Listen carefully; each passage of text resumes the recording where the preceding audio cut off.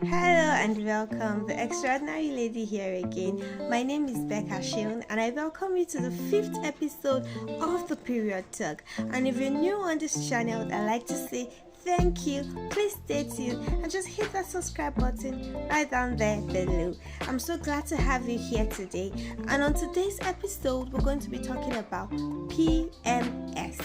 PMS stands for Premenstrual Syndrome.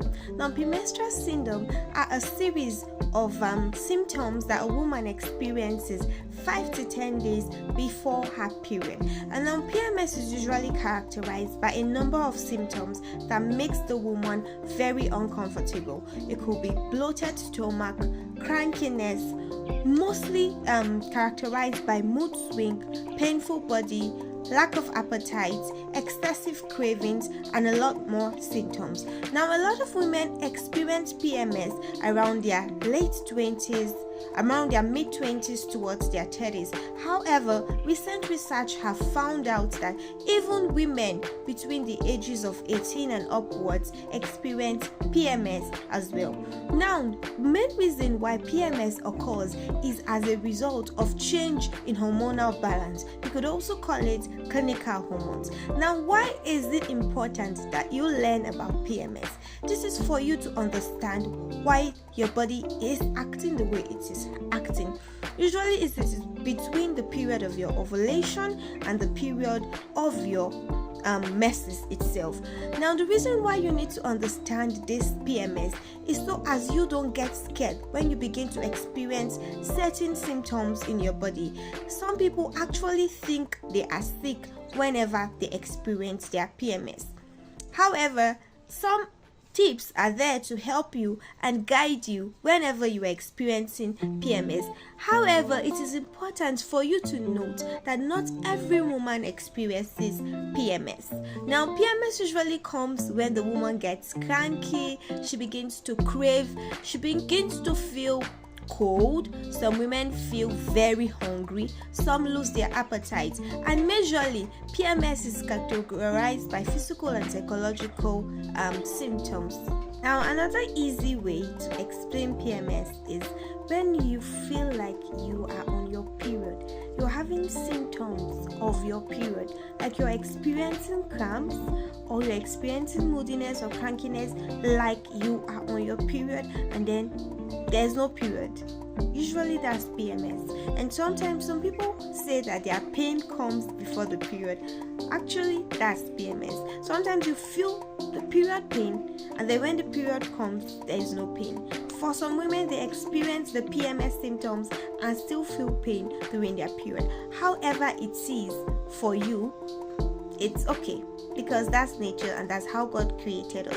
It is actually very important that we gain knowledge about how our body works so that we can approach the challenges that pose themselves as difficulties towards us. Once we have the knowledge, we'll be able to do better when we experience such symptoms and understand how our body works. Now, PMS, like I said earlier, and would like to emphasize very greatly on this particular episode of the Period Talk, is that not every woman experiences PMS, and PMS cannot be cured. PMS is not an illness, it is just a symptom. It's another part of the wide menstrual cycle itself. Now, what are the tips that can help you out when you are experiencing PMS? I would like to emphasize before I share these tips that it is very important that you visit the hospital each time you have irregular symptoms or something that is bothering your reproductive system, especially that of your period, because it is important that you do not play games with your body. So I emphasize and I encourage the importance of seeing a certified gynecologist. However, these tips I'm about to mention will also help you out anytime you experience PMS. The first one is doing a lot of exercise. Now, exercising your body aids you and reduces the moodiness, reduces the crankiness, and sometimes relieves the cramps that some people's PMS comes with. I emphasize on regular exercise. Now, this exercise doesn't have to be rigorous. You don't have to go to the gym and carry 50 kg or 100 kg. You could take a walk. You you could swim, you could skip rope, you could skip.